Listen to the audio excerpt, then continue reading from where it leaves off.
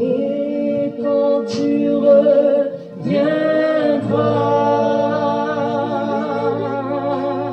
et quand tu reviendras dans tes milices, dans tes milices,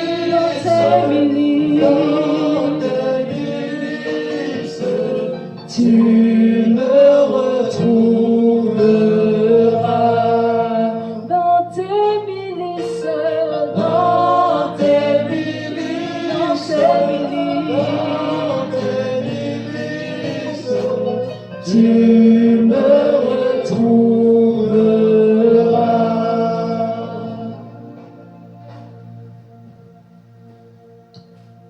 Oui, Seigneur, nous n'oublions pas que tu reviendras un jour.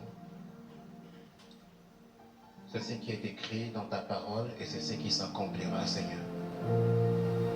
Tu reviendras un jour chercher ton Église. Nous voulons être cette Église, Seigneur, que tu reviendras chercher dans tes milices. Nous ne voulons pas, ô Dieu, être de ceux qui auront œuvré en vain. Mais nous voulons, Père, que tu nous fasses compter au nombre de ceux qui seront enlevés. Seigneur, cette Église glorieuse, sans tache ni ride, ni rien de semblable. Seigneur, c'est la raison de notre culte ce matin, parce que nous savons qu'un jour, tu nous as touchés, tu nous as accordé le salut par grâce, au moyen de la foi, notre Père et notre Dieu. Nous nous sommes saisis de cela. C'est en reconnaissance de l'œuvre que tu as accomplie en notre faveur, Père, que nous voulons te rendre un culte de qualité ce matin. Rends nos cœurs disposés, Seigneur. Ouvre nos cœurs afin que ta parole y trouve une terre fertile et qu'elle produise du fruit en abondance et du fruit qui demeure. Pour la gloire de ton nom, nous te bénissons et nous te glorifions au nom de Jésus-Christ. Amen. Veuillez vous asseoir les chantres.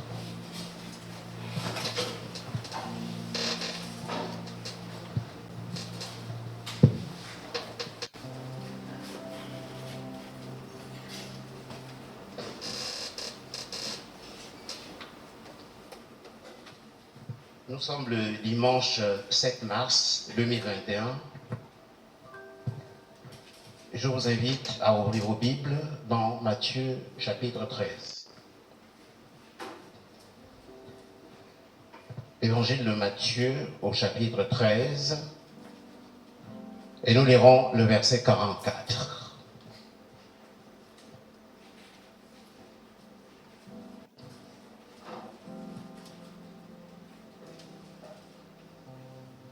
Matthieu chapitre 13, verset 44.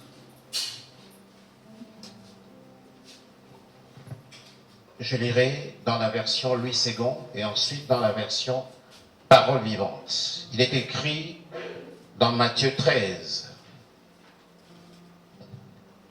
verset 44.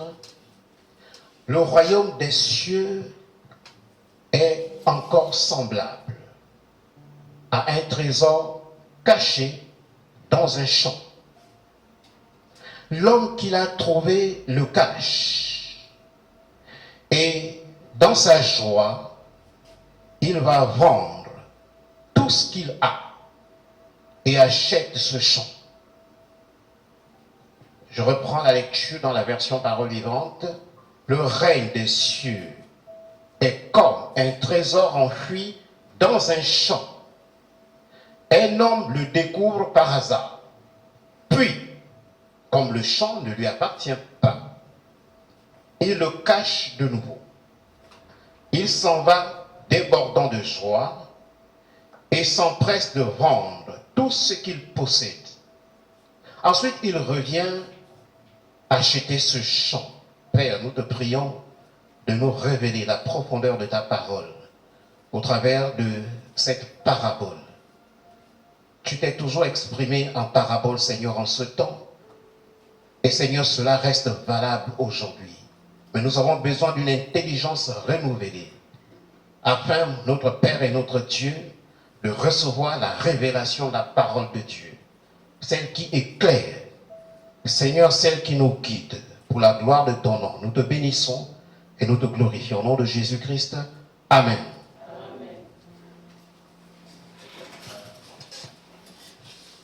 Le titre de ce message, il est simple, c'est « Parabole du trésor caché ».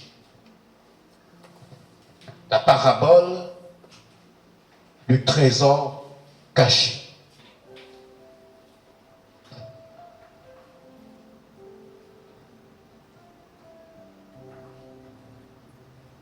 Il n'y a qu'un seul verset, mais un verset qui nous révèle beaucoup de choses. Parce que dans cette parabole, Jésus-Christ, notre Seigneur, qui est la parole incarnée, révélée aux hommes, présente le royaume des cieux ou le règne des cieux comme un trésor caché dans un champ. Ce que nous avons lu, le royaume des cieux est semblable à un trésor caché dans un champ. N'entretenez pas la confusion sur ce que c'est le royaume des cieux. Parce que quelque part, j'ai relevé ce verset, c'est dans Luc 10, verset 9. La partie B, il est dit, le royaume des cieux s'est approché. Le royaume des cieux. Il est dit exactement ceci. Guérissez les malades qui s'y trouveront et dites-leur, le royaume des cieux s'est approché. Le royaume des cieux s'est approché. Ce n'est pas le paradis.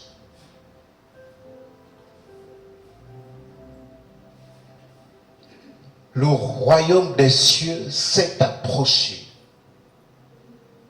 Il y a une autre partie de la Bible qui déclare que le royaume des cieux ne vient pas de manière à frapper les regards. Ça veut dire qu'il vient. Mais pas de façon à frapper les regards. Dans cette parabole, les amis, nous découvrons que le royaume des cieux n'est pas caché dans le ciel.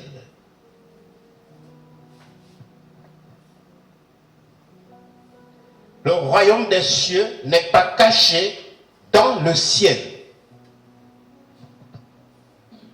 Il y a trop de confusion autour de certains termes bibliques qui sont pourtant essentiels à la compréhension de la profondeur des Écritures. Le royaume des cieux n'est pas inaccessible. S'il avait été caché dans le ciel, il serait inaccessible pour chacun de nous. Il serait introuvable. Le royaume des cieux n'est pas introuvable. Il est caché dans le ciel et il n'est pas inaccessible. On peut le trouver. Il est écrit également que cherchez d'abord le royaume de Dieu et la justice de Dieu. Tu ne peux pas aller au ciel chercher le royaume de Dieu. La parole s'adresse à ceux qui sont présents aujourd'hui, à ceux qui sont en vie, à des contemporains. Lorsqu'il est dit cherchez premièrement le royaume de Dieu et sa justice, ça veut dire que le royaume de Dieu est accessible. Il peut être trouvé. Il n'est pas caché dans le ciel. Il n'est pas introuvable. Il est quelque chose d'ordinaire comme un champ. Un champ. Tout le monde peut arriver devant un champ et passer outre. Parce que le champ, c'est quelque chose d'ordinaire.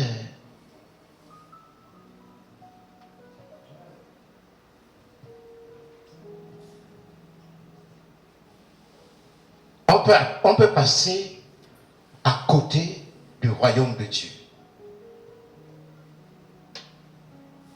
Toute une vie entière. À côté. Comme on peut passer à côté d'un champ sans que cela n'attire ton attention.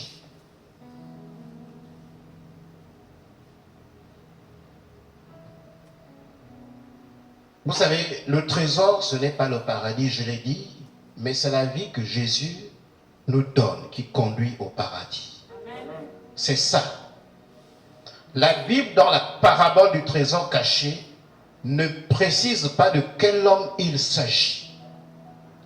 Cela veut dire que chacun de nous peut trouver le royaume des cieux. La parabole ne donne pas une précision. Il est simplement dit dans ce que nous avons lu, je reprends, le royaume des cieux est encore semblable à un trésor caché dans un champ. L'homme qui l'a trouvé le cache et dans sa joie, il va vendre tout ce qu'il a et achète ce champ. Tous peuvent trouver le royaume de Dieu. Voilà pourquoi il est dit, quiconque croit en lui ne périsse point. Quiconque, chacun de nous peut le trouver. Il n'est pas inaccessible. Mais celui qui a trouvé le royaume des cieux change de priorité. Il n'a plus la même perception des choses. Les premiers biens qu'il avait commencent à perdre de la valeur au profit du trésor qu'il vient de trouver. Je reprends. Quand tu as trouvé le royaume des cieux, tu changes de priorité. Les biens que tu avais avant perdent de leur valeur au profit du trésor que toi tu viens de trouver.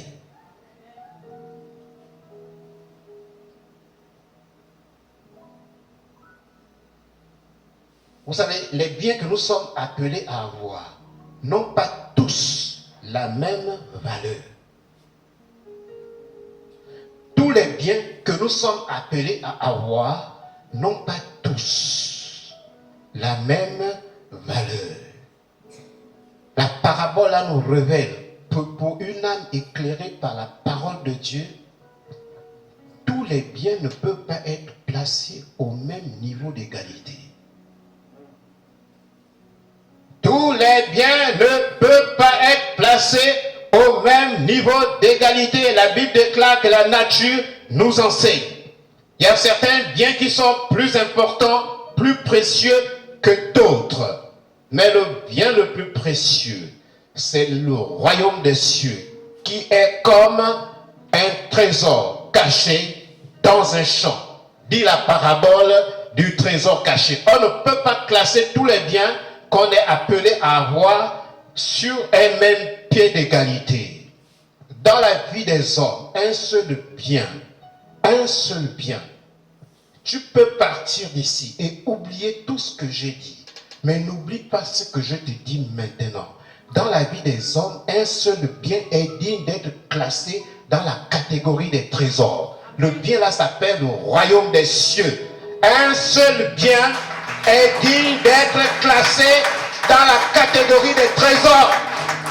Un seul est digne d'être classé dans la catégorie des trésors. N'appelle pas trésor n'importe quoi. Il y a des gens qui ont perdu la vie en allant chercher des faux trésors.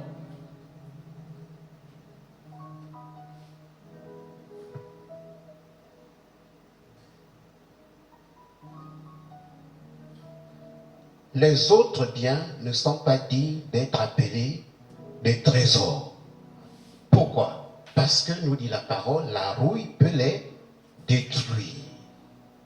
La rouille peut les ronger, peut les détruire.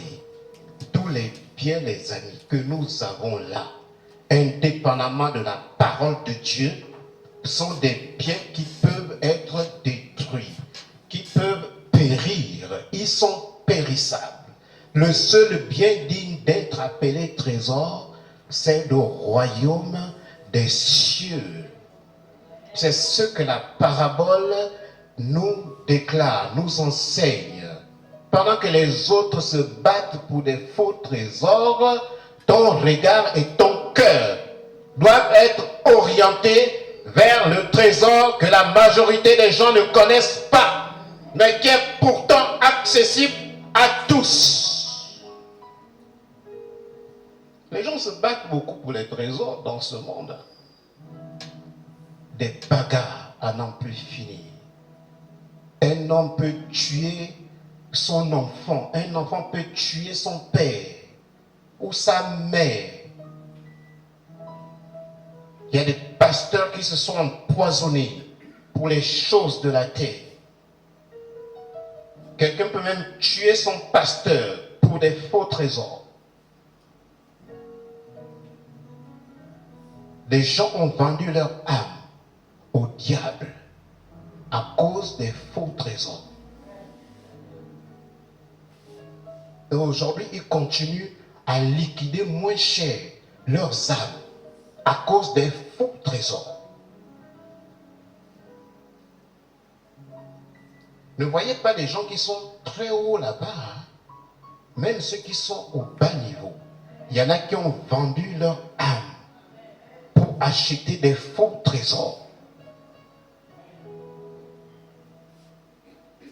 Parce que souvent lorsqu'on parle, le défaut de l'Église, c'est toujours de se faire une représentation de quelqu'un d'autre, en refusant de se sentir concerné.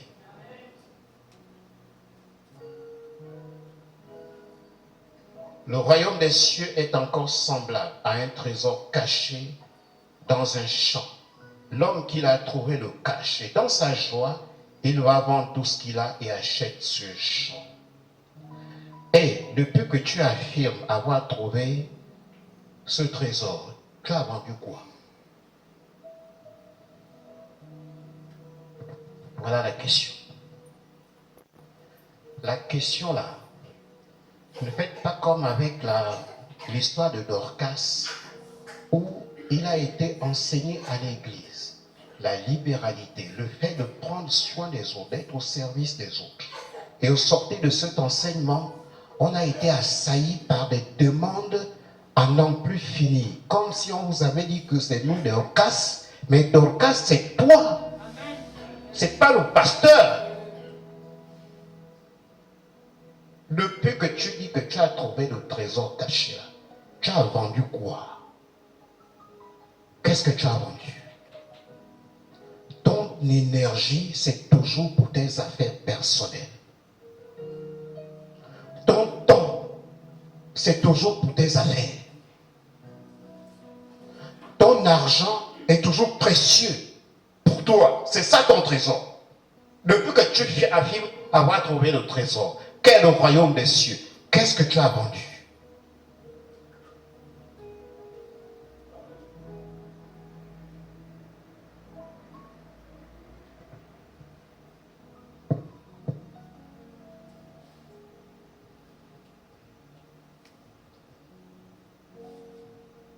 Mais là, tu penses que la parole de Dieu ne s'adresse pas à toi?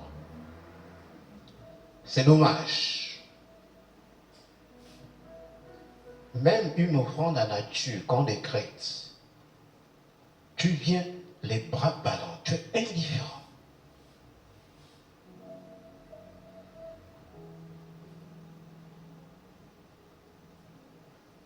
Pourtant, tu sais que l'offrande à nature, là, c'est pour bénir un frère dans le besoin, une sœur dans le besoin. Et le royaume des cieux que tu affirmes avoir trouvé là, tu as vendu quoi? La Bible dit, l'homme qui a trouvé un trésor dans un champ, il vend tout ce qu'il a. Pourquoi? Parce que le trésor dont il va rentrer en possession vaut beaucoup plus que tout ce qu'il a vendu.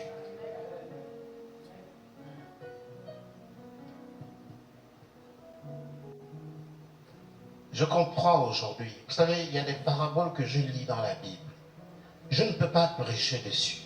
J'ai dit, Seigneur, je ne comprends pas ce que signifie cette parabole. Je laisse ça. J'ai dit, Seigneur, le jour que tu vas me révéler la pensée que tu as voulu communiquer aux hommes au travers de cette parabole, c'est ce jour-là, je la méditerai et je la partagerai à l'église. Je comprends aujourd'hui pourquoi l'apôtre Paul dit, toutes ces choses qui étaient pour moi des gains, je les ai regardées comme de la boue. Pourquoi? Pour gagner Christ. Tu as déjà vendu quoi?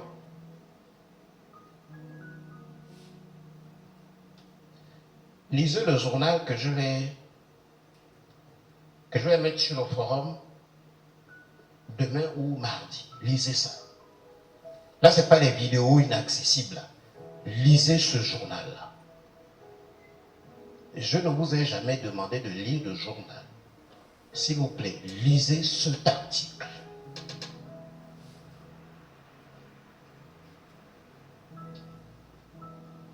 Mais ces choses qui étaient pour moi des gains, je les ai regardées comme une perte. Dit un homme de même nature que nous. Ce qu'il avait cité, allez-y méditer sur ce que l'apôtre Paul déclare. Il a cité des choses extraordinaires qui rehaussaient ce temps dans ce monde. Ce n'était pas n'importe qui l'apôtre Paul. C'était un intellectuel de son temps. Je vous ai toujours rappelé cet épisode où il discute avec les philosophes épicuriens et stoïciens. Un homme instruit. Il était riche. Mais lorsqu'il déclare, mais ces choses qui étaient pour moi des gains, je les ai regardées comme une perte à cause de Christ. Il rejoint là la parabole du trésor caché. Depuis que tu l'as trouvé, tu as vendu quoi?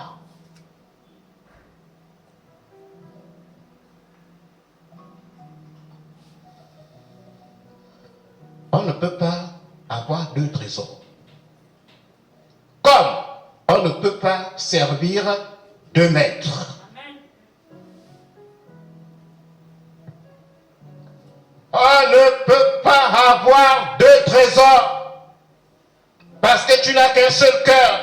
Et la Bible déclare que là où est ton trésor, c'est là aussi où sera ton cœur. Tu ne peux pas avoir deux trésors. Tu ne peux avoir qu'un seul trésor. Un seul. Il n'y a qu'un seul trésor pour un seul cœur. Il n'y a pas deux. Tu ne peux pas. Si tu avais deux cœurs, d'accord. Mais tu n'as qu'un seul cœur. Et là où est ton cœur, là où est ton trésor, c'est là où sera ton cœur. Dis la parole de Dieu. Tu ne peux pas avoir deux trésors. Mais ton trésor là, c'est quoi?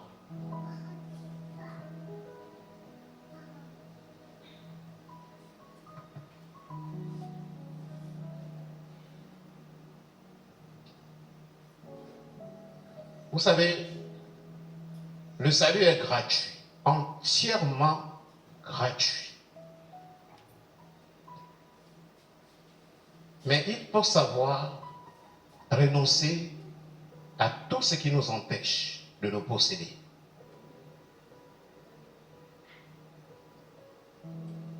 Il faut savoir renoncer à ça. Ah, il faut savoir renoncer à ça. Vous savez, il y a des gens qui ont perdu leur santé à cause de ce trésor-là. Des gens qui ont perdu leur vie à cause de ce trésor. Mais gloire soit rendue à Dieu que Jésus-Christ nous rassure que tu retrouveras la vie que tu as perdue à cause de ce trésor. Il faut qu'un vase soit vide pour qu'on puisse le remplir. Quand je dis comme ça, tu n'as pas encore compris. Il faut qu'un vase soit vide pour le remplir. Il faut vider les cœurs des faux trésors pour que le vrai trésor puisse remplir ton cœur. Les cœurs sont remplis de faux trésors. Et le trésor des trésors n'a plus de place dans nos cœurs. Il faut vider les cœurs. Vider les cœurs des faux trésors. Il faut vider les cœurs. Sinon, ce cœur-là ne peut pas s'ouvrir au vrai trésor.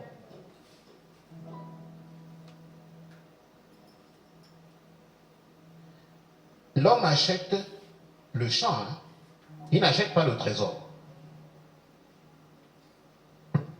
J'aime quand Dieu éclaire ou renouvelle mon intelligence par rapport aux choses que je ne comprenais pas. J'ai dit, Seigneur, tout ça c'est quoi? L'homme dont il est question ici n'a pas acheté le trésor. Tu ne peux pas acheter ce trésor. Qu'est-ce que tu peux donner pour l'acheter? Est-ce qu'il a dit que l'homme est allé acheter le trésor? Il a acheté quoi? Le champ. Vous savez, il y en a qui auraient voulu écouter ce que vous écoutez ce matin. Je ne suis pas en train de me vanter. Vous savez, je suis rien. Je vous le dis, hein.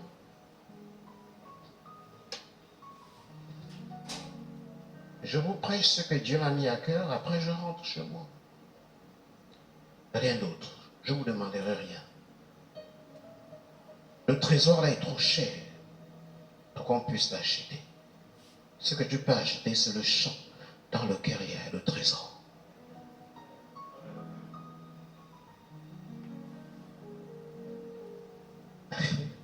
Que Dieu bénisse sa parole.